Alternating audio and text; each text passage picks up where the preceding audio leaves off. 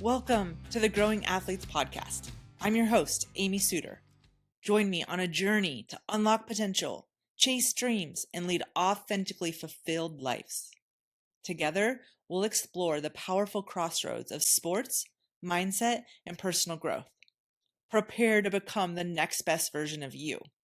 I'm Amy Suter, and this is the Growing Athletes Podcast. Hey everyone, welcome back to the Growing Athletes Podcast. I want to talk about something today that feels really important to me, especially right now, with the way youth sports look. Not in a dramatic way, just in a real way. It's about effort and it's about hard work. And it's about what sports are actually here to teach our kids, beyond the wins, the stats, or the scoreboard. See, this weekend, what felt like a parenting fail at 9 a.m. on a Sunday morning, it turned into a parenting win by about 3 o'clock p.m. After our kids' 8 a.m. game, we had a moment. And it wasn't just because of missed shots, not because of the score, even though they did lose by like 30, but because the effort, it just wasn't there. We got into the truck after the game, Dustin and I up front, pulling out of the middle school parking lot like every other sports parent on the weekend morning.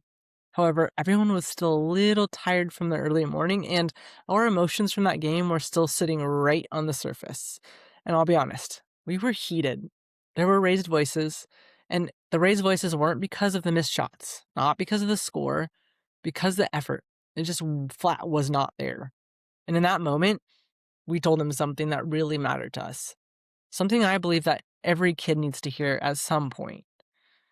We told him, buddy, someday you're going to be responsible for your own life, for showing up, for providing, for caring for the people you love. And hard work is what makes that possible. Like me and dad, we don't work our tails off to give you kids the privilege of learning hard work on a court or a field just for you to go through the motions. Because sports aren't just a game, they're the training ground for life. And here's the truth a lot of kids don't love hearing, including mine. Sports are a privilege. They're one of the best, safest, most meaningful places to learn effort, discipline, and work ethic. They're a gift. We told them this very honestly. Buddy, if you don't want to learn hard work here, that's a choice. But we can gladly help you find a job on the weekends where you'll learn exactly what hard work feels like. Because one way or another, we all know life will teach this lesson. In the court, the field, the track, that just happens to be a lot more fun of a place to learn it. And I think sometimes we forget that, especially right now. We're in a very different sports culture than most of us parents and coaches grew up in. Kids are playing a lot of games, like a lot of games. Club sports, select teams, back-to-back weekends, multiple games in a day, multiple sports. There's always another tournament right around the corner. And because of that, something important has shifted. Games don't always feel special anymore. They don't always feel earned. They don't always feel meaningful. And this is the part we need to remember. This isn't our kids being lazy or careless on purpose. This is a learned behavior. With so many games, so many seasons, so many next chances, kids aren't sitting there thinking, well, this doesn't matter. They're not thinking that. They're feeling it unconsciously. Unconsciously, their nervous system learns there's another game tomorrow. There's another chance. This moment isn't urgent. And when the moment doesn't feel urgent, that's when the effort fades. And again, it's not because they don't care, but because the environment has trained them not to fully engage. And what we're seeing is less development, less practice, and far less intentional effort. You guys, that hype of game day that we used to feel, it's worn off. The urgency's faded. The meaning's getting lost. And the problem is, effort doesn't lose its value just because there's another game scheduled, and this is what we need to teach them. Effort is the lesson every time. So after that conversation in the truck, he was mad, like really mad. Not to mention we took his phone. And we didn't do that as a punishment. Like we didn't take his phone as a punishment, but we wanted him to actually sit with what we said, to think, to feel it, to wrestle with it before his next game. He was playing again at 1:30 that day. See, when kids, or all humans for that matter, when they hear the hard truth, their nervous system responds first. And it's not responding with logic, not with reflection, but with pure emotion. We had him thinking, I'm under attack. I'm wrong. I'm being judged. Therefore, I need to protect myself. And that usually looks like anger, defensiveness, shutting down, and for him, like pure anger, right? That's exactly how he responded. And that doesn't mean the message that we gave him was wrong. It means the message landed. Here's the thing though. Sometimes the lesson doesn't land when we say it, or at least not right away. It lands in the space after. That uncomfortable space of him riding in the quiet truck all the way home, right? The quiet, grumpy space. The space where there's nothing to distract you from the truth. You actually have to process it. That's where growth actually happens. And here's the part that mattered most. The part that turned this day into a win. That second game. Everything changed. Not because of anything we said, not because of fear, not because of punishment, but because he had time to calm down, to think, to process, to choose who he wanted to be when he stepped back on the court. And what we saw wasn't perfection.